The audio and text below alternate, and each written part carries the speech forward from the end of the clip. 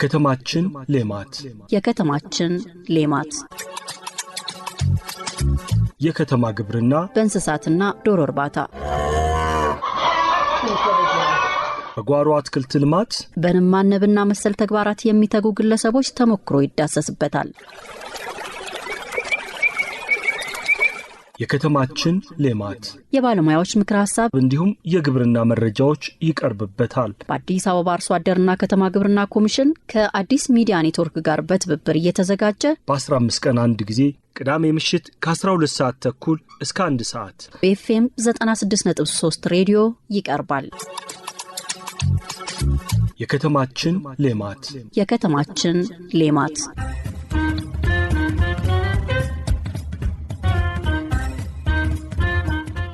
ሰላም እንዴት ናችሁ አድማጮች? ይህ በ15 ቀን አንድ ቀን እየተዘጋጀ የሚቀርብላችሁ የከተማችን ሌማት ፕሮግራም ነው። በዚህ ፕሮግራም በከተማ ግብርና ከተሰማሩ ግለሰቦች፣ አርሶ አደሮችና ተቋማት ጋር ያላቸውን የሥራ እንቅስቃሴ ምን እንደሚመስል በ11ዱም ክፍለ ከተማ እየተዘዋወርን ቅኝት የምናደርግበት ፕሮግራም ነው። ታዲያ ባለፈው 15 ቀን በነበረን ዝግጅት የካ ክፍለ ከተማ ወረዳ 3 ቤላ ጤና ጣቢያው ተገኝተን በግቢ ውስጥ ያለውን የጓሮ አትክልት እንዲሁም የዶሮ እርባታ ምን እንደሚመስል ቅኝት አድርገናል። በቅኝታችንም የጤና ባለሙያዎች ከመደበኛ ስራቸው ጎን ለጎን በከተማ ግብርና ተሰማርተው በሌማት ትሩፋት ተጠቃሚ መሆናቸውን ገልጸዋል። ታዲያ ቅኝታችን ከቤላ ጤና ጣቢያ በተጨማሪ በዶሮ እርባታ ከተሰማሩ ወጣቶች ጋር ቆይታ አድርገናል። ለዛሬም ከእነሱ ጋር ያደረግነውን ቆይታ ወደ እናንተ እናደርሳለን። አብራችሁን ቆዩ።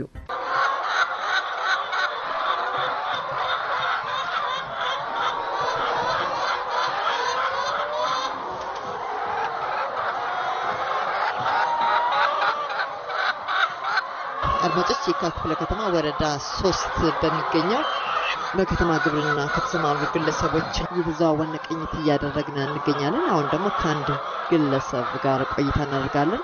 ግለሰቡ እንግዲህ በዶሮ እርባታ ተሰማርቶ ህይወቱን እየገፋ ይገኛል። እንግዲህ ያለውን እንቅስቃሴ በተመለከተ ከሱ ጋር ቆይታ እናደርግ ይሆናል። አብራችሁ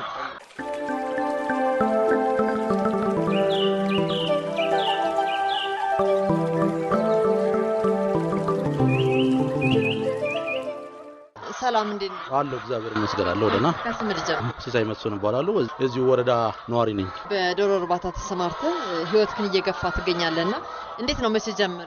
በ2017 ነው የጀመርኩትኝ። አሁን ወደ እንቁላል ምርት ላይ ነው ያለው። እንዴት ወደዚህ ሙያ ገባህ? እኔ መጀመሪያ መኖ ስራ ሰራ ነበረ። መንግስት የተለያዩ ድጋፎችን አድርጎልኛል። አሁን ያንን ከመኖ ጋር ተያያዥነት ያላቸውን ነገሮች ታሳቢ በማድረግ ወደዚህ ወደ ዶሮ እርባታ ገብቻለሁ። አሁን ወደ 1000 አካባቢ ነው ያሉት። በቀን ስንት እንቁላል ከ90% በላይ ሆኗል። ወደ 900 እስከ 950 አካባቢ እንቁላሎችን አገኛለሁ። ለማን ነው የምታከፋፍለው? እኛ እንግዲህ ከሸማቾች ጋርም ስራለን። በተለያዩ የእሁድ ገበያዎች የተለያዩ ባዛሮች ላይ ለአካባቢው ህብረተሰብ በተመጣጣኝ ዋጋ እናከፋፍላለን። ወደዚህ ስራ ለመግባት እድል ፈጥሮልኛል የምትለው ነገር አለ?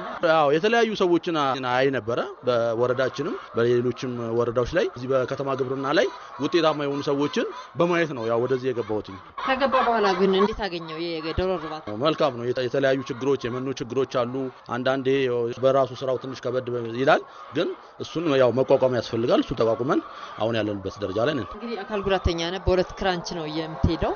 ግን ደግሞ ያ ነገር ሁሉ ሳይገድብ ስራ እየሰራ ነው። በተለይ በዶሮ እርባታ ተሰማርተህ ቤተሰቦችን እያስተዳደርክ ነውና እስቲ ስለዛ ነገር እኔ እንግዲህ በአካል ጉዳተኛ ነኝ። በመኪና አደጋ ነው እንደዚህ እንትላልኩት። ግን ከዛ በኋላ እኔ አካል ጉዳተኝነቴ ወደ ኋላ አልበገረኝም። የተለያዩ ስልጠናዎችን ወስጃለሁ። ከዚህ በፊት የቆዳ ስልጠናዎችን ሰልጥኜ ሰርቲፊኬት ወስጄ በዛ ስራም ተሰማርቼ ከዛ አልፌ ደግሞ በዚህ በመኖ ስራም ሰርቼ አሁን ደግሞ ወደዚህ ወደ ከተማ ግብርና ላይ እየሰራው ነውና አካል ጉዳተኝነት አይገድብም፣ ይቻላል። በቃ አይምሮ ነው ዋናው። አይምሮ ከሰራ ምንም ነገር መስራት ይቻላል ብዬ ነው የማስበው።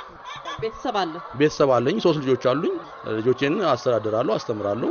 ራሴንም ያው በጥሩ ሁኔታ አኖራለሁ ብዬ አስባለሁ። ስለዚህ ልጆችን ታስተዳድር፣ ቤተሰብ ታስተዳድር፣ ራስህን የምታኖር በዶሮ እርባታ ነው። ሌላ ተጨማሪ ስራ አለ? መኖ ስራው እሰራለሁ። እንደሚታወቀው ያው መኖ ሀገሪቷ ላይ በጣም በከፍተኛ ሁኔታ እየጨመረ ነው። መኖ ነው እንግዲህ ትልቁ የከተማ ግብርና ትልቁ ችግር ብሎ የሚታሰበው መኖ ነው።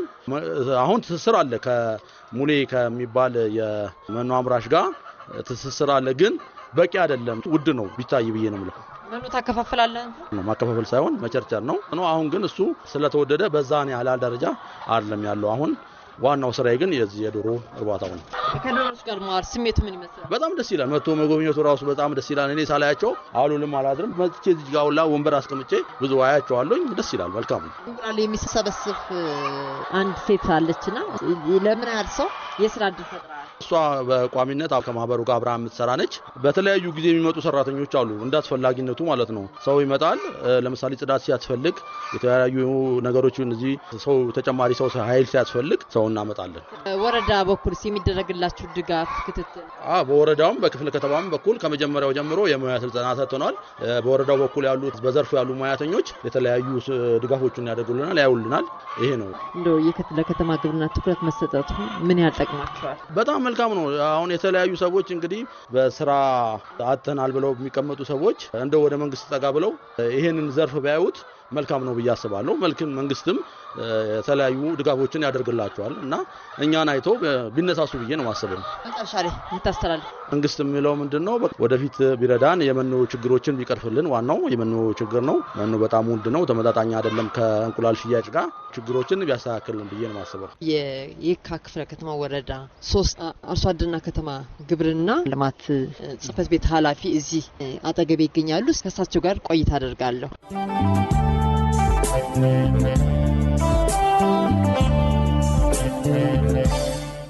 አመሰግናለሁ። አንድነት ተሽነ እባላለሁ። እንኳን ደህና መጣችሁ እያልኩ እኔ የካ ክፍለ ከተማ ወረዳ 3 አርሶ አደርና ከተማ ግብርና ልማት ጽህፈት ቤት ኃላፊ ነኝ። እንግዲህ በወረዳችን በርካታ ከተማ ግብርና የሌማት ትሩፋት ስራ እየተሰራ ይገኛል። በተለይ ክቡር ጠቅላይ ሚኒስትራችን የእሳቸው ኢኒሼቲቭ ነው። ይህን ስራ ካስጀመሩ በኋላ ከ2014 ጀምሮ እስካሁን ድረስ እንደ ወረዳችንም በርካታ ስራዎች ተሰርተዋል። በተለይ በእጽዋቱ ዘርፍ ብንሄድ አሁን ነባር ማስቀጠል 3258 እማወራና አባወራ በዚህ ስራ ወደ ተግባር ገብተዋል፣ እየሰሩ ነው ያሉት። በእንስሳት ዶሮ በማርባት ላም በማርባት በጎች በማደለብ ከብት በማደለብ ደግሞ ወደ 2388 የሚሆኑ ነባር ማስቀጠል አለን። አዲስም ደግሞ በተለይ አሁን በመደመር መንግስት እይታ የከተማ ግብርና እምርታ በሚል በእጥፍ ምርትና ምርታማነትን ለመጨመር እየሰራን ነው ያለ ነው። እንግዲህ የካ ክፍለ ከተማ ወረዳ 3 በሚገኘው በከተማ ግብርና ከተሰማሩ ግለሰቦች ጋር ቆይታ እያደረግን እንገኛለን። ቅኝት እያደረግን ነው እየተዘዋወርን ከአንድ ግለሰብ የዶሮ እርባታ ጋር ተገናኝተናልና እንደው ያለው እንቅስቃሴ ምን ይመስላል? እዚህ ያው እንደምታየው በርካታ ዶሮዎች ናቸው። 1000 ዶሮና ከዛ በላይ ነው ያለው። በተለይ ይሄ አካባቢ የዶሮ ክላስተር ነው የሚባለው። በርካታ ሼዶችም አሉ፣ በግለሰብ የሚያረቡ አሉ። 90% ይጥላሉ። እነኛ በጣም ክትትል ስለምናደርግላቸው ንጽህናውም እንደምታየው ሽታ የሚባል እንኳን የለም። በጣም የሚያምሩት ውበት አላቸው። ዶሮቹ በጣም ያምራሉ። ገና ቄብ ናቸው፣ ገና እንቁላል ጀማሪ ናቸውና በጥሩ ሁኔታ እየሄደ ነው። የአቶ ሲሳይን ጥንካሬ እንዴት ታየዋለህ? አቶ ሲሳይን እንግዲህ እንደምታየው አካል ጉዳተኛ ነው። አካል ጉዳተኛ ሰርቶ መለወጥ እንደሚችል ማሳያ ነው ማለት ነው። የምታየው ነው አካል ጉዳቱን። በሁለት ክራንች ነው የሚሄደው። ነገር ግን ከ1000 ዶሮ በላይ ሼድ አስገብቶ እየሰራ ነው ያለው። ይሄን ብቻ አይደለም፣ መኖም ለአካባቢው ሰው የማከፋፈል ስራ ዘርፈ ብዙ ስራ ነው የሚሰራው። በጣም ጎበዝ፣ ከራሱ ተርፎ ሌላም ሰው የሚረዳ ነው። እሱ አሁን ሌላ ሰው አሁን ቢያየው የሚረዳ ሰው ይመስላል፣ ግን እሱ ሌላ ሰው ችግረኞችን፣ አካል ጉዳተኞችን ይረዳል ማለት ነው። ስለዚህ በጣም ጠንካራ የሆነና የስራ ሰው ነው። እሱ ሞዴል ሊሆን የሚችልም።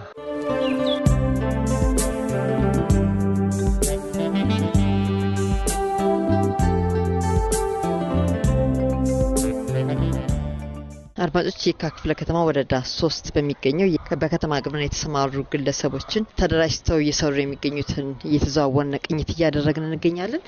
ቀደም ሲል እንግዲህ ሲሳይና ጓደኞቹ የዶሮ እርባታ ላይ ቆይታ አድርገናል።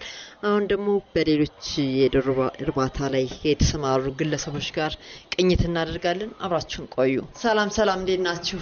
ሰላም። ዶሮዎቹ ያምራሉ በጣም። ከስም ልጀምር እስቲ፣ ወደ አንተ ልመጣ ነው። ስም ትግስቱ ነጋሽ እባላለሁ። ተደራጅታችሁ ነው የምትሰሩት? አዎ፣ ለአምስት ትግስቱ ኃይለ ገብርኤልና ጓደኞች ለአምስት ነው የምትሰሩት? ለአምስት በጣም ሰፊ ቦታ ነው የተሰጣችሁ። አዎ፣ እንግዲህ እግዚአብሔር ይመስገን ያው በተሰጠን መሰረተኛም እንዳቅማችን እየታገልን ነው ያለ ነው። ወጣቶች ናቸው? ወጣቶች ናቸው። ከዚህ በፊት ምን ትሰሩ ነበር? ሌላ የግል ስራ ነበር የምንሰራው። በመንግስት ባመጣን ተዘራጅተን ከሞላ ጎደል እየሰራን ነው። መቼ ጀመራችሁ? ኦልሞስት 2 ዓመታችን። 2 ዓመታችሁ። 1500። እንዴት ነው የምትንከባከቧቸው? እንክብካቤ ያው ጥሩ ነው። ያው በቀን 3-4 ጊዜ ውሃ እናስገባለን። መናዋቸው በሰዓት እናቀርባለን።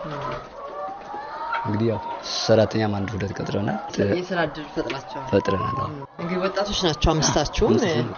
እንዴት በምን መልኩ ነው የምትንከባከቡት? በተራ ነው ወይስ በምንድን ነው? በተራ በሽፍት። ዛሬ ያንተ ሽፍት ነው? ዛሬ ነው ሽፍት። በርከት ያሉ እንቁላሎች ይታዩኛልና እነዚህን እንቁላሎች ለማን ነው የምታስረክቡ? ለሸማች። ቅዳሜና እሁድ ደግሞ ራሳችን ባዛር እንወጣለን። የቀረው ደግሞ ለሸማች ነው የምናቀርበው። እንቁላሉን በስንት ነው የምታስረክቡ? ለምሳሌ 16 ጀምረን ነው የምናስረክባለን እነሱ። ከዚህ በፊት እንግዲህ በሌላ ሙያ ነበር ተሰማርታችሁ ነበር። አሁን ደግሞ በከተማ ግብርና ተሰማርታችሁ ህይወታችሁን እየመራችሁ ትገኛላችሁ። እንደው ለከተማ ግብርና ትኩረት መሰጠቱ ምን ያህል ጠቅማችኋል? ስራችን ነው፣ ቤተሰብ እንመራበታለን። ጠንክረን ይዘን ነው። ወረዳስ የሚደረግላችሁ ድጋፍ? አዎ ከተማ ግብርና እየመጣ ድጋፍ ያደርግልናል። ዘንድሮ ነው በጣም እንደሱ ክትትል ድጋፍ ያደርጉልን ያሉት። እኛም ከስር ስራችን ያው ካምና ጀምሮ የዘንድሮ በጣም ቆንጆ ነው። በውሃ ነው ትልቁ ችግር፣ ሌላው ችግር የለብንም። የውሃውና መኖ ጥረት አለ በጣም መኖ ቀን በቀን የጨመረ ነው። እኛ እንቁላል ቀንሱ እንባላለን። ይሄ ነው ትልቁ ችግር፣ የመኖና የውሃ ችግር ነው። ሌላ ችግር የለም። ለሌሎቹ ወጣቶች መልእክት አስተላልፉ። ለሌሎቹ ጠንክሮ ቢሰሩት አዋጭ ስራ ነው። ጠንክሮ የሰራው ያው በጣም ቆንጆ ስራ ነው። ያው የጤና ባለሙያ እዚህ አጠገቤ ስላለ እሱ ደግሞ በጤናው በኩል ምን ያህል ድጋፍ እንደሚደረግላችሁ ከሱ ጋር ቆይታ አደርጋለሁ። አመሰግናለሁ።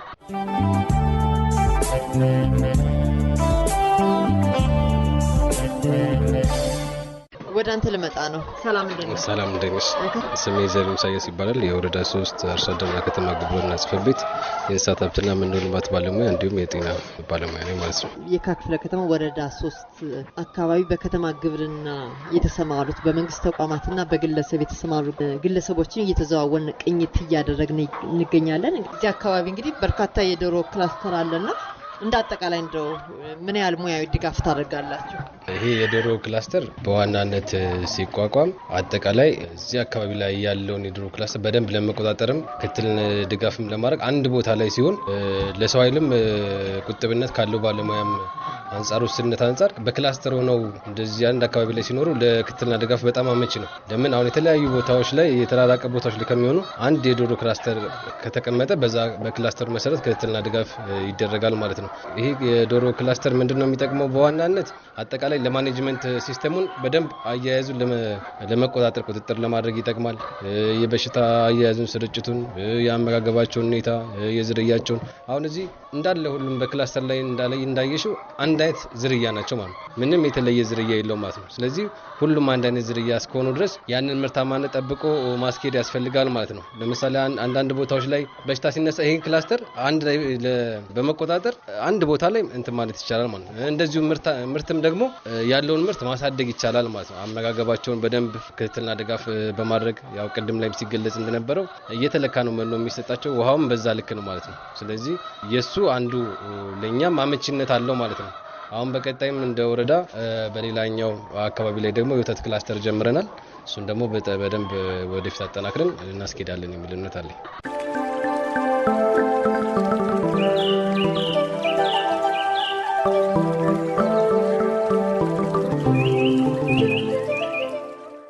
አቶ አንድነት ዛሬ እንግዲህ በእናንተ ወረዳ ተገኝተን ቀደም ሲል የመንግስት ተቋማትን አይተናል። አሁን ደግሞ በግለሰብ ደረጃ በተለይ ደግሞ ወጣቶች ተደራጅተው በዶሮ እርባታ ተሰማርተው ህይወታቸውን እየገፉ ይገኛሉ። የእነሱን ቅኝት እያደረግን ነው።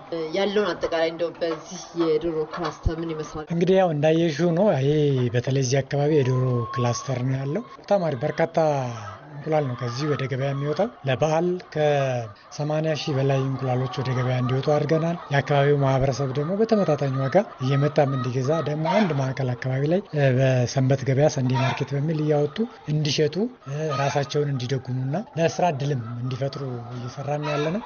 በርካታ ዶሮች አሁን እዚህኛው ሼድ ብቻ ያለው ከ1500 ዶሮ በላይ ነው። እዛኛውም ሼድ 1000 ዶሮ አለ። አሁን ባይሻቸው ሁሉ ያው ባይን የሚታዩ ስለሆኑ ስለዚህ ጥሩ ስራ እየተሰራ ነው ያለው። እንደ ወረዳችን ድጋፍ ክትትል ታደርጋላችሁ እናንተ? አዎ በየጊዜው ድጋፍና ክትትል እናደርጋለን። ባለሙያዎች አሉ። ባለን ባለሙያ እየመጡ ከንጽህና ጋር ከአመጋገባቸው ክትባት የሚያስፈልጋቸውን እየታየ ድጋፍ ክትትል ስልጠና የሚሰጣቸው። ብዙ ጊዜ እንግዲህ ቀደም ሲል መኖ እጥረትን ገልጸውታል። ግን አሁን ደግሞ በተደጋጋሚ እዚህ አካባቢ ያለው የዶሮ ክላስተር ትልቁ ጥያቄያቸው የውሃ ችግር ነውና እናንተ ምን ችግር ታውቁታላችሁ ብዬ አስባለሁ። ከዚህ በፊት ጥያቄ አቅርበው ነበር እንደዚህ ችግር መኖር ታውቃላችሁ? ችግሩ የውሃ ችግርን በተለይ ወደዚህ እንደምታዩ ዳገታማ ነው።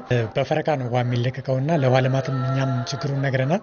እነሱም በተደጋጋሚ የውሃ ችግር ያነሳል። ስለዚህ አሁን ከውሃ ልማት ጋር በመሆን በጋራ በተለይ እነሱ በሳምንት 3 እንዲህ የሚያገኙበትን ሁኔታ ለማመቻቸት እየሰራን ያለን። ውሃ ችግር ግን በተደጋጋሚ ለእኛም ነግረውናል። ውሃ ችግር አለ። ውሃ ልማትም እኛም የውሃ ችግራቸው እንዲፈታ አሳውቀን ነበር። ግን ደግሞ የውሃ እጥረት ስላለ በፈረቃ ነው የሚል ነገር ነው ያለው። ሮቶ ገዝተው ሮቶ ላይ እንዲያጠራቅሙና ውሃ ልማት ደግሞ ቢያንስ በሳምንት አንድ የምትመጣውን 2-3 እንዲያደርግ ይህን እኛም ግፊት እያደረግን ነው። በክፍለ ከተማም በከተማም ደግሞ በጋራ ሆነን ችግሩ እንዲፈታ እንሰራለን። አመሰግናለሁ። እኔም አመሰግናለሁ።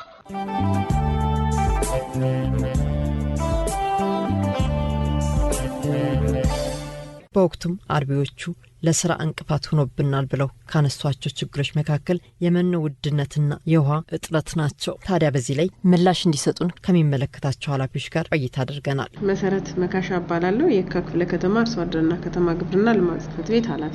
ወይዘሮ መሰረት መካሻ እርስዎን እንግዲህ ከማግኘት በፊት በተለይ በየካ ክፍለ ከተማ ወረዳ 3 ያለውን የከተማ ግብርና እንቅስቃሴ ምን እንደሚመስል ቅኝት አድርገናል። በተለይ ደግሞ ከመንግስት ተቋማት ቤላ ጤና ጣቢያና እንዲሁም ደግሞ ተደራጅተው በዶሮ እርባታ ከተሰማሩ ወጣቶች ጋር ቆይታ አድርጌያለሁ።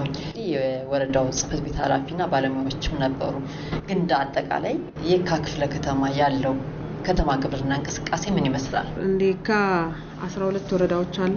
በ12 ወረዳዎችና 234 ተቋማት አሉ በየካ ክፍለ ከተማ ውስጥ። ከዚህ ተቋማት አንዱ ጤና ጣቢያዎች ናቸው። የጤና ጣቢያ እዛ እየተሰሩ ያሉ ተግባራት አሉ ማለት ተቋማት ላይ ከፍተኛ የሆነ ስራ ይሰራል። ለምሳሌ የማይታሰብም ነው። አሁን ጤና አካባቢ ላይ የሚነሱ ያመለካከት ያስተሳሰብ እንዴት ጤና ተቋማት ላይ የከተማ ግብርና ይሰራል ምናምን የሚሉ ተግባራቶች አሉ። ግን ደግሞ ከዛ ጋራ ሊጻረሩ የማይችሉ ዶሮ እርባታ፣ የጓሮ አትክልት ሩቱ የሆኑ ስራዎች ይሰራሉ ማለት ነው። ስለዚህ ውጤትም አግኝተንበታል፣ እያየንም ያለነው በተግባር የሚያያችሁት ነው። እዛ አካባቢ ላይ ነው። እንደካ ግን ጥቅል አሁን እየሰራን ያለነው ከፍተኛ የምርት አቅርቦት የሚሰጡ በ3 ክላስተር ያሉን ቦታዎች አሉ። አንዱ ፈረንሳይ ነው። አሁን ከሄዳችሁበት ወረዳ አንዱ ማዕከል ነው። ሁለተኛው መሃል ነው። ሶስተኛው ኮተቤ ነው። ስለዚህ እነዚህ ማዕከላት በርካታ ወጣቶችን አደራጅተን በሁሉም ዘርፈ ከተማ ግብርናው የላም ወተት በማምረት የሚተዳደሩ ወጣቶች አሉ። የዶሮ በማርባት የሚተዳደሩ ወጣቶች አሉ። ስለዚህ እዚህ ላይ ትልቁን እድል የሚወስደው በወጣት የስራ እድል ፈጠራ ተጠቃሚ ማድረግ ነው። ተጠቃሚ ስናደርግ አንዱ በፋሚሊ ቢዝነስ የምንሰራቸው ስራዎች አሉ። ሁለተኛው ደግሞ በቀጥታ የስራ እድል እንፈጥራለን ብለን ያዝናቸው እንትኖች አሉ። ስለዚህ አሁን 952 የስራ እድል ፈጠራ እንፈጥራለን ብለን ነው በቅድ ደረጃ ያዝ ነው በዚህ 3 ወር ውስጥ ማለት ነው። ስለዚህ እዚህ ላይ ይሄን ያክል በቁጥር ብለን ብንይዝም በተለያየ በዶሮ በላም በንብ ምናልባት ሳይት አላቸው። የንብ ወረዳ 9 አካባቢ ላይ፣ ወረዳ 2 አካባቢ ላይ፣ ወረዳ 7 መሀልም ቢሆን እና በርካታ ቦታዎች ላይ የንብ ክላስተሮችም ጭምራሉ። በክላስተር የዶሮ ክላስተሮች አሉ። ልክ እንደዚሁ ማለት ነው። በተመሳሳይ በጓሮ አትክልትም በዛው ነው። ግን ደግሞ በሁሉም ዘርፍ የስራ እድል በዚህ ደረጃ እንፍጠር ብለን አደራጅተን ከያዝናቸው ተግባራት አንዱ በመሆኑና በግልና በማህበር እንዲሁም በቅጥር ብለን ያዝናቸው በተመሳሳይ የባርሶ አደሩን ፓርት ይዘን ያልነው ወደ 946 አሳክተናል ማለት ነው።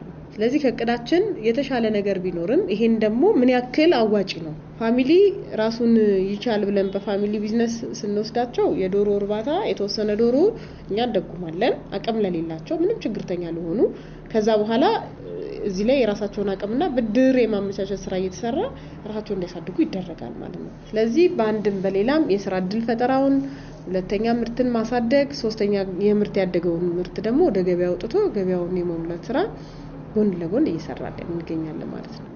ብዙ ጊዜ የሚጠይቋቸው ጥያቄዎች አሉ። በዶሮ እና በከብት እርባታ በተለይ የሚነሱ ጥያቄዎች አሉ። አንደኛው የመኖ እጥረት ነው። ሁለተኛ ደግሞ የውሃ ችግር ነው። ይሄንን ስለመፍታት እንደ ክፍለ ከተማ የምታደርጉት ጥረት? ከመኖ አቅርቦት ጋር ትክክል ነው ይነሳል። አሁን የመኖ ማግኘት ችግር የለም። መኖ ዋጋ ነው ችግሩ። የመኖ ማጣት ሳይሆን የዋጋ ጉዳይ ነው። አሁን ተወደደ ጥያቄ። ስለዚህ አሁን አንዱ አምራቾች በተለይ አርሶ አደር ያለባቸው አካባቢዎች ወደዛ በርግጥ እዛም ወረዳ ላይ ያሉ ግን በዚህ ደረጃ አቅም ያላቸውና ያሳደጉ አይደሉም። ግን አቅም ያላቸው ቦታዎች አሉ። አርሶ አደሩ እየተሳሰረ የመኖ ራሱ እንዲያመርት የማድረግ ስራ እየተሰራ ነው። ይሄ ብዙ ነገሮቹ እንዲቀንሱ እየተደረገ እንዲሄድ የማድረግ ስራ አሁን ተጀምሯል ማለት ነው። በተመሳሳይ ከቫትና መኖ ላይ የሚጣሉ ታክሶች አሉ። እሱን ኮሚሽኑ ይዟል። በምን አግባብ መንግስትንም ህዝብንም በማይጎዳ ይሄን ደግሞ ለማህበረሰቡ የሚቀርብ ምርት ስለሆነ እዛ አካባቢ ላይ ያሉ ነገሮች በምን አግባብ ይስተናገዱ የሚለውን ኮሚሽኑ እየሄደበት ነው ያለው። ስለዚህ ከዚህ ከአቅርቦት ጋራ ችግር የለም፣ ግን ዋጋ ላይ መሰረታዊ ችግር ስላለ እሱ ነው አንድም የዋጋ አሁን እንቁላል ላይ ብትመጪ ወተት ላይ ብትመጪ ተጽዕኖ እያደረገ ያለው የሱ ኢምፓክት እዚህኛው ላይ እያሳየ ስለሆነ እሱም በተጓዳኝ ተይዞ ክትትል እየተደረገበት ግን ደግሞ የሚነሳው ነገር ትክክል ነው ማለት ነው አለ። ይሄንን ለማድረግ ግን ምን እንስራ የሚለውን በዘመቻ አንዱ አምራች ኃይልን በሰፊው ማስገባት ነው። እዛ በሰፊው ሲገባ የገበያ ተወዳዳሪነት ይመጣል። እዛ አካባቢ ላይ እየለቀቀ የሚሄድበት አጋጣሚ ይኖራል። ሰው ጠያቂ ብቻ ሳይሆን እጁ ላይ ስላለ ማምረት፣ እጁ ላይ ስላለ ብድር፣ እጁ ላይ ስላለ ምቹ ነገር እሱ ምቹ ነገር ወደ ውጤት መቀየር አለበት ማለት ነው። መንግስት ብቻ እየተጠየቀ ህዝብ ማለት መንግስት ነው፣ መንግስት ማለት ህዝብ ነው። ስለዚህ በአንድም በሌላ ንብረቱ ያለው ሀብቱ ባለሀብቱ ላይ ነው። ባለሀብቱ ደግሞ ይሄ እድል እየተመቻቸለት ወደዚህ ተግባር እንዲገባ ምቹ ሁኔታ እየተፈጠረ ነው። ውጤትም መጥቷል። አንዳንድ ቦታ ላይ እያየን ያለ ግን ደግሞ በዛ ልክ አርኪ ነው አሁን ላይ ችግር የለም በሚል ደረጃ የሚያስደርስና የሚያስደፍርም አይደለም ማለት። ከዋጋ ተያይዞስ የውሃ እጥረት ችግር አለ የሚል ነገር አለ። ትልቁ ፍላጎት አንዱ አሁን የሚያቀድም እንዳልኩሽ የአመለካከት ችግር ነው። አንዱ ለከተማ ግብርና ስራ የቧንቧ ውሃ በመሰረቱ አያስፈልግም፣ ግን እንዴት እናድርግ የሚለውን የጋራ መግባባት ላይ ተደርሷል። ከከተማ አስተዳደሩም ድጋፍ እያደረገ ነው። የውሃ መሳቢያ ፓምፖች ከከርሰ ምድር ወሳኝ ነው። የከርሰ ምድር ውሃ እንዲቆፈሩ እያደረግን ነው። ይሄ ድል ተሰጥቷል። እንግዲህ ሰው ባለው አካባቢ ከርሰ ምድሮችን እያወጣ ውሃ እያስወጣ ካወጣ በኋላ ደግሞ ውሃውን ወደ ምርቱ ወይም ወደ ከብቱ እንዲሳብ ማድረግ የውሃ መሳቢያ እየደገፈን ነው ማለት ነው። ኮሚሽኑም እየደገፈ ነው። ክፍለ ከተማው በዛ ደረጃ እያሰራጨ ነው። ይሄንን ተጠቅሞ ድል ውሃን የማግኘት ስራ ይታወቃል። አሁን እንግዲህ አዲስ አበባ ከተማ አስተዳደር ባለው የውሃ አቅርቦት ይታወቃል ማለት ነው። በፈረቃ እየተገኘ ነው ያለው የኛ የነዋሪ ቁጥራችንና የአዲስ አበባ ከተማ አስተዳደር በእለት የምንጠቀማቸው የውሃ ፍጆታ በሜትር ኪዩብ ስናየው በጣም ከፍተኛ ነው። የመሰረት አድርጎ አንዳንዴ በፈረቃ የምናገኝበት ሁኔታ አለ። ይሄን ተጋፍተን ደግሞ እንደገና አትክልቶች እንጠቀም ካል ሌላ ተጨማሪ ችግር ነው።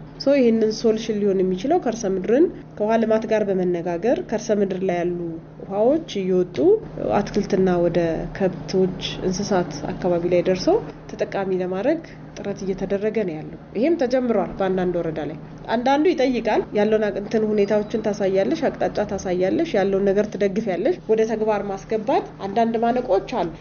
ቦታ የራስሽ ካልሆነ ሌላ ማለት ነው። ብዙ እንትኖች አሉ። እሱን ሰብሮ ማለፍ ያስፈልጋል። ያው ብዙ ቻሌንጆች አሉ። ሁሉ ነገር አልጋ ባልጋ አይሆንም። ያንን ሰብሮ ማለፍና ምርት ስለሆነ የሚያመርተው ይሄ አካል ምቹ ሁኔታዎች እንዲፈጠሩ የማድረግ ስራ የኛ ስራ ነው። እሱም በዛ ልክ ነው እየሄድንበት ያለው ለማለት ፈልጋለሁ።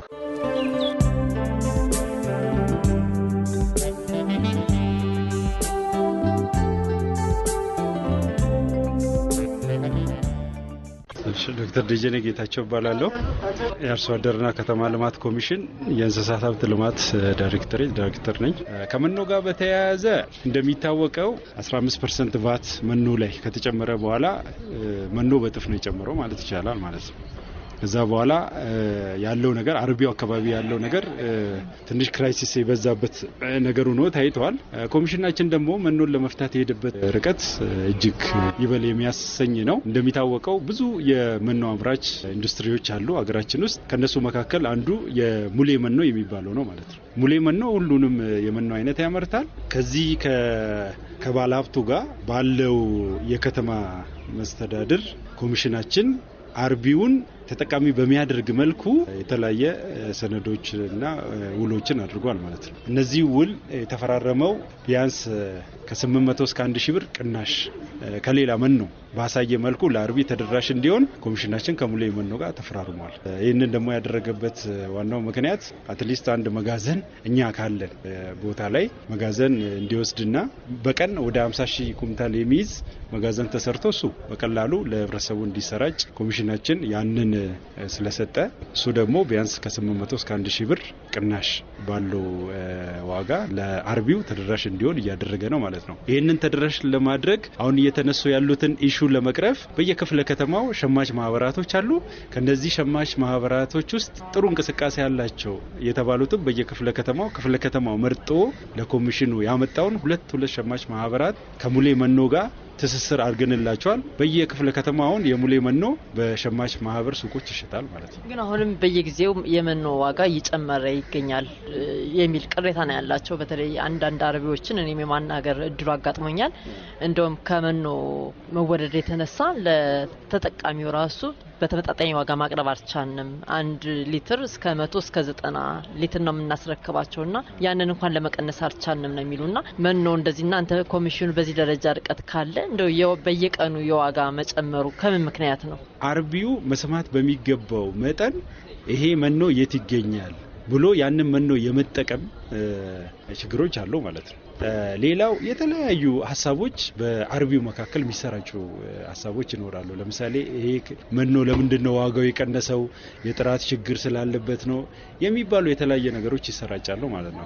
ከዛ አርቢው ጋር በትክክል ኢንፎርሜሽኑ ስላልደረሰ ይሄ መኖ የሙሌ መኖ ስላልተጠቀመ እንጂ ኦልሞስት ያንን ነገር መጠቀም ቢችሉ እኛ ፊክስድ በሆነ ዋጋ ነው ያወረድነው። ስለዚህ በፊክስድ ዋጋ ነው የሚገዙት። በየጊዜው የሚጨምር ነገር የለም።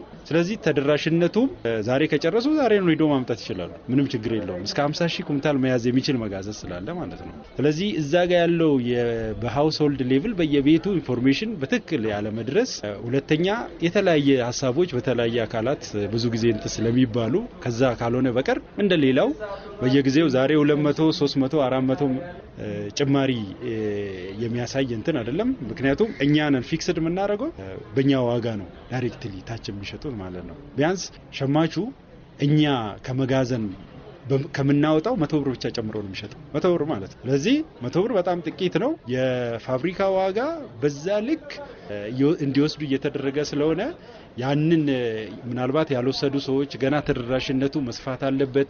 አዲስ ስራ ነው የተጀመረው። ለዛ እንግዲህ ከዚህ በፊት ባለው ተሞክሮ አንዳንድ ነገር ሊያነሱ ይችላል። ግን እንደ ኮሚሽን እናንተ እነዚህን አርሶ አደሮች እንደዚህ ግንዛቤ የመፍጠር ልክ ከነሱ ጋር በቅርበት የመከታተል ግንዛቤ የመስጠት ነገር አልነበረም? እኛ ምንድነው ያደረግነው? እንደዚህ አይነት ትስስሮች ሲጀመሩ መጀመሪያ የኛም መዋቅሮች ከሚመለከታቸው ባለድርሻ አካላት ጋር መድረክ ተፈጥሯል ማለት ነው። መድረክ ተፈጥሮ ትስስሩ ሲደረግ እያንዳንዱ የኛ መዋቅር በክፍለ ከተማ በወረዳ ደረጃ ያለው ለአርቢው ቅርብ የሆነው አካል የኢንፎርሜሽን ዝርጋታውን እንዲዘረጋ መድረክ ፈጥረን የጋራ ተግባቦት ላይ ደርሰን ነው ለዚህ ነገር የተደረገው ማለት ነው። ምናልባት እንግዲህ መድረኮች ሲጠሩ ሁሉም ሰው ላይ ሳተፍ ይችላል። በዛ አይነት የተፈጠሩ አንዳንድ ጋፖች ሊኖሩ ይችላሉ። ታች ወርዶ ኢንፎርሜሽን በሚሰጥበት ጊዜ በመድረኩ ያልተሳተፉ አካላቶች ያልሰሙ ኢንፎርሜሽኑን ምናልባት እንደዚህ አይነት ነገር ሊያነሱ ይችላሉ። ሁለተኛ ደግሞ እኛ የተለያየ ሚዲያዎችንም እንጠቀማለን። እንግዲህ እንደ ኮሚሽን የተለያየ ሚዲያዎች አሉ፣ ድረገጾች አሉ። በዚህ የመኖን ጉዳይ በምንችለው መጠን ህብረተሰቡ ሰምቶ አውቆ እንዲጠቀም እያደረግን ያለ ነው ማለት ነው።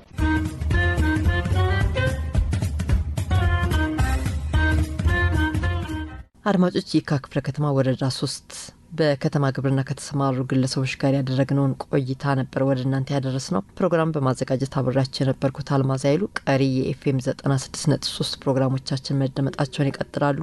መልካም ጊዜ፣ መልካም ቆይታ። የከተማችን ሌማት የከተማ ግብርና በእንስሳትና ዶሮ እርባታ፣ በጓሮ አትክልት ልማት፣ በንብ ማነብና መሰል ተግባራት የሚተጉ ግለሰቦች ተሞክሮ ይዳሰስበታል።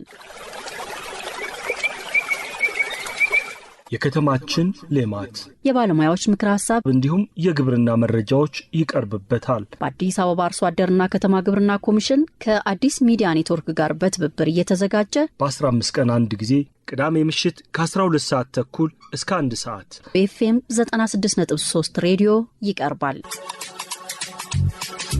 የከተማችን ሌማት